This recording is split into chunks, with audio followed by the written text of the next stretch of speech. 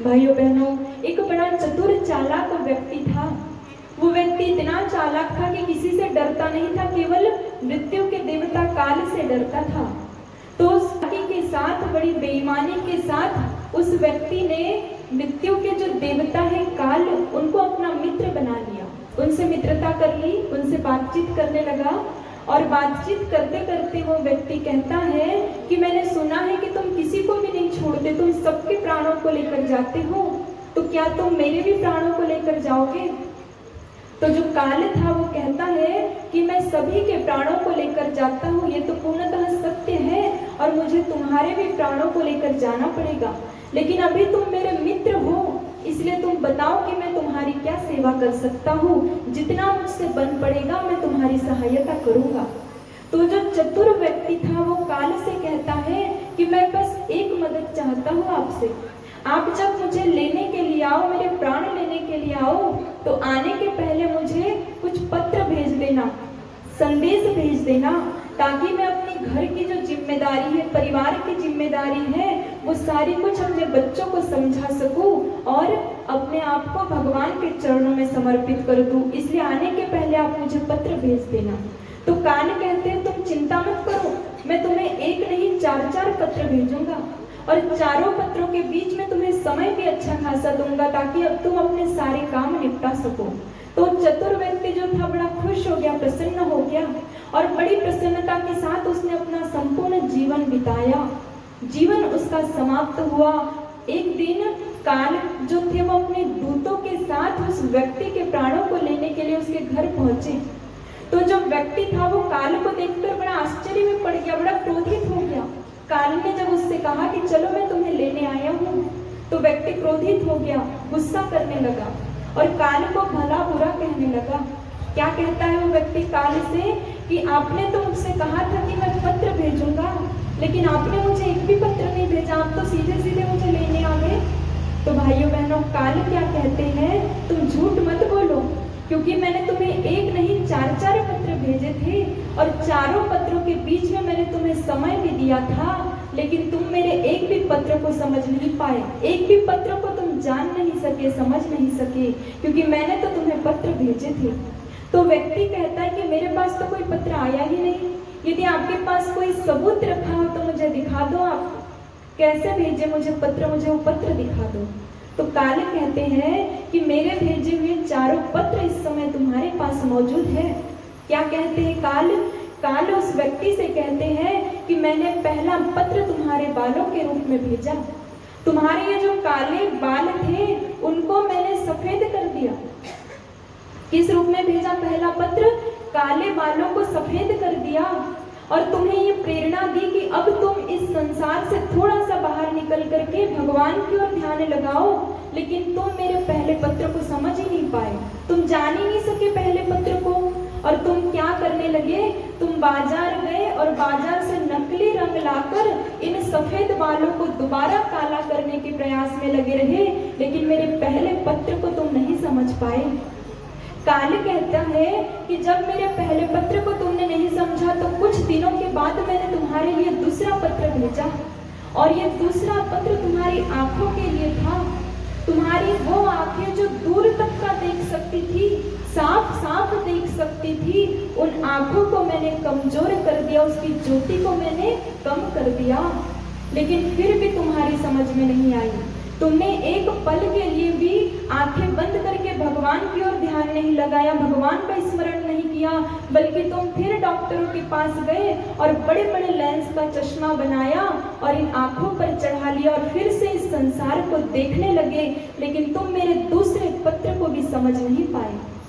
फिर काल कहते हैं कि कुछ दिनों के बाद मैंने तुम्हें तीसरा पत्र भेजा कि अब शायद तुम समझ जाओ, और ये तीसरा पत्र था तुम्हारे दांतों के लिए।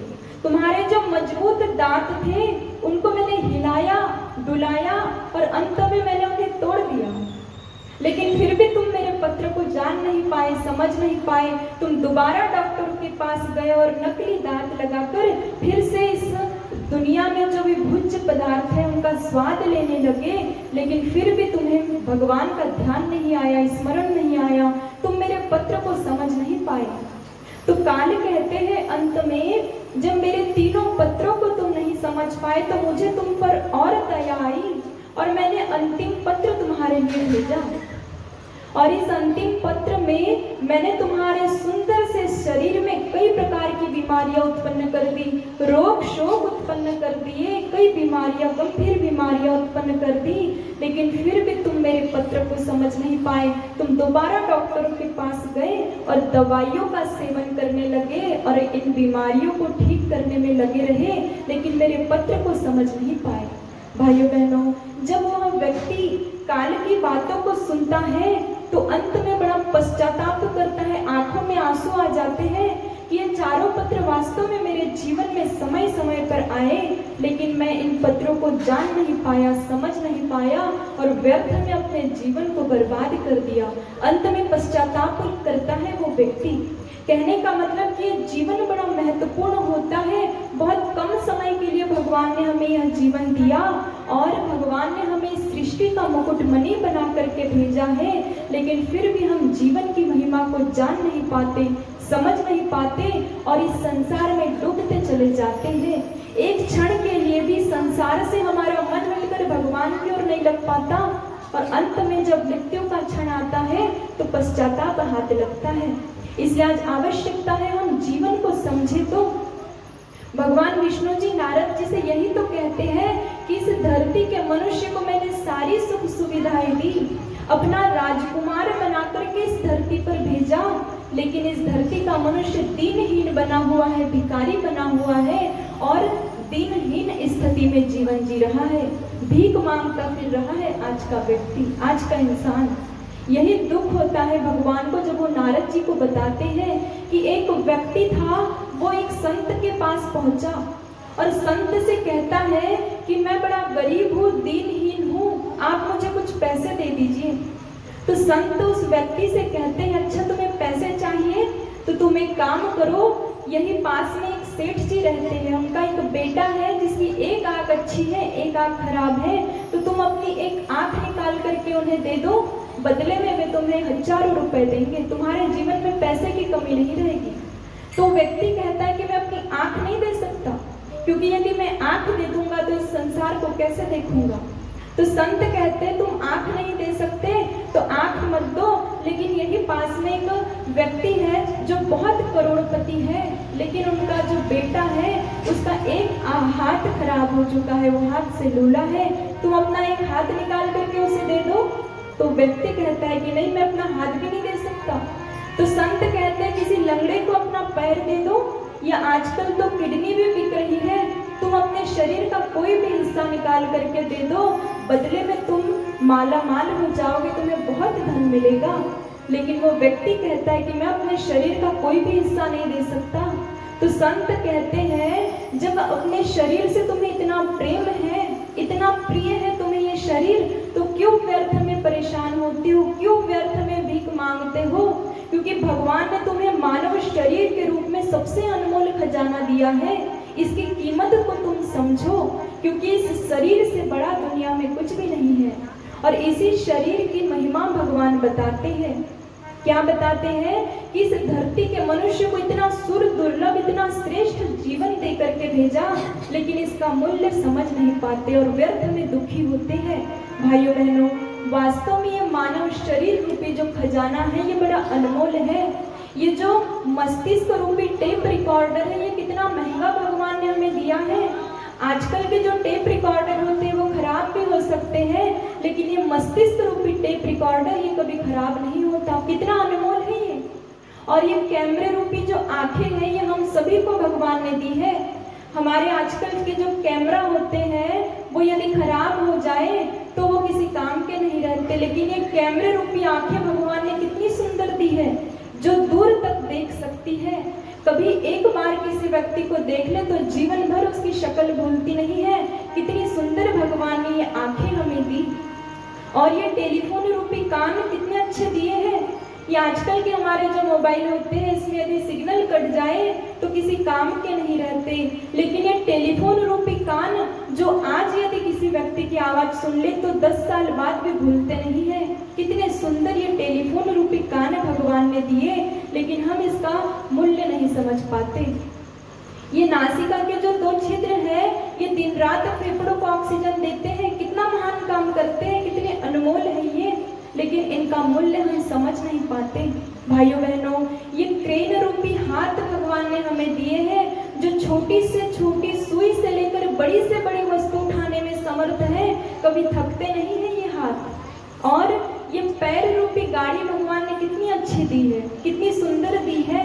हम लोगों के पास जो गाड़ियाँ होती है उसमें तो हमें पेट्रोल डालना होता है, डीजल डालना होता है, लेकिन फिर भी पेट्रोल डीजल डालने के बाद भी हम अपनी लाखों की गाड़ियों को किचन में नहीं ले जा सकते, घर में नहीं ले जा सकते, छत पे नहीं चढ़ा सकते, लेकिन ये पैर रूपी बिना पेट्रोल और डीजल की गाड़ी आप चाहे तो छत पर चले जाओ, चाहे तो पेड़ पर चढ़ जाओ, चाहे किचन में चले जाओ, ना कोई खर्चा होता है और ना किसी प्रकार की परेशानी होती है।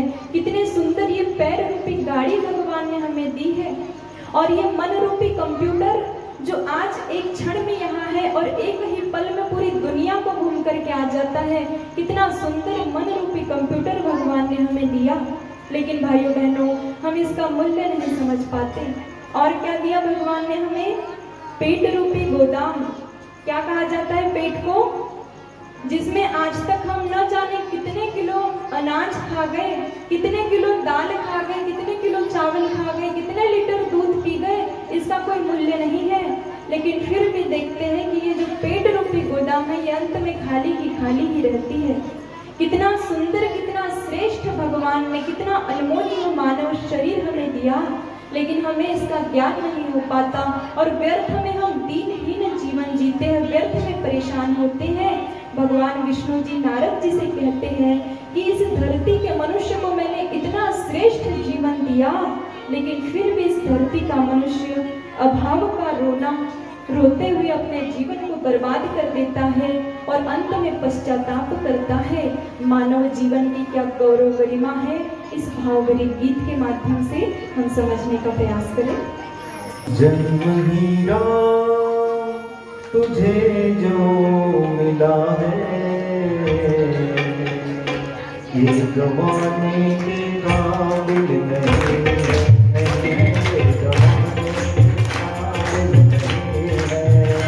जन्म हीरा तुझे जो मिला है, जन्म हीरा तुझे जो मिला है, ये गवाने के काबिल नहीं है, नहीं है, गवाने के काबिल नहीं है।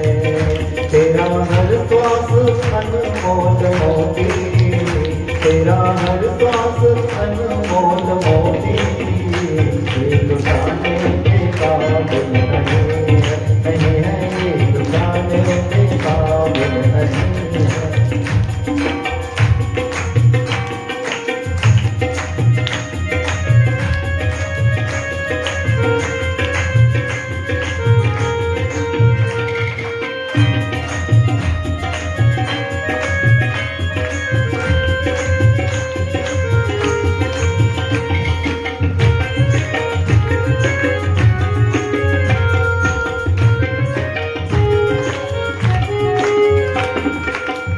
देखो ईश्वर के अद्भुत नजारा, तेरे खातिर ही सब कुछ बनाया, बनाया तेरे खातिर ही सब कुछ बनाया।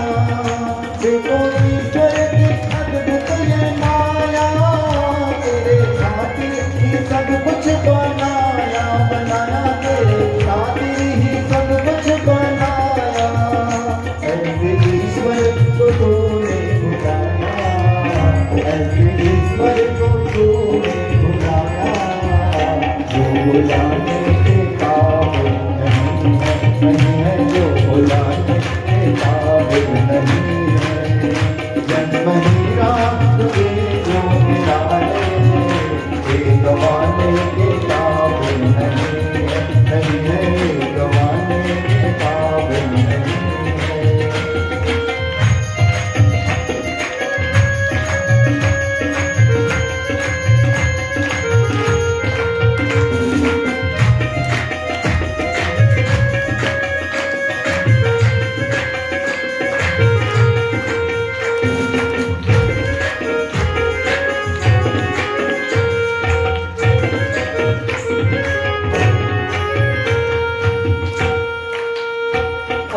संभला तो रोना पड़ेगा, नरक में गर्क होना पड़ेगा, पड़ेगा नरक में गर्क होना पड़ेगा।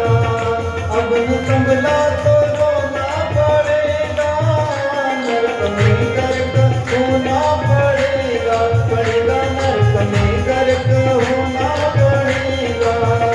तेरा ऐसा बुरा हाल होगा, तेरा ऐसा बुरा हाल होगा, जो बताने के काबिल नहीं है, नहीं है जो बताने के काबिल नहीं है। तेरा हर श्वास अनमोल मोती, तेरा हर श्वास अनमोल मोती, ये लुटाने के काबिल नहीं है, नहीं है ये लुटाने के काबिल नहीं है। जन्म हीरा तुझे जो मिला है, जन्म हीरा तुझे जो मिला है,